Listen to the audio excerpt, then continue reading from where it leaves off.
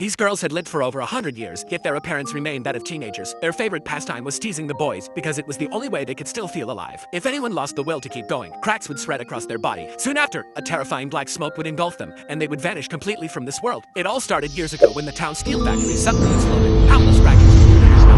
Time itself stopped flowing. Since then, the townspeople never aged. They all remained exactly as they were. At first, people thought it was a curse from the heavens. Later, they decided it must have been divine will. They treated the steel factory as a sacred relic and forbade anyone from entering. But one day, Matsumi took Masamune straight into the forbidden grounds. Masamune stared in shock at the rusting machines around him. Then he noticed bones, evidence of human life. Before he could react, a girl rushed at him, knocking him to the ground and even kissing him. Her movements felt nothing like those of a human. Matsumi soon caught out. The girl panicked when she saw her, like she had just spotted a predator.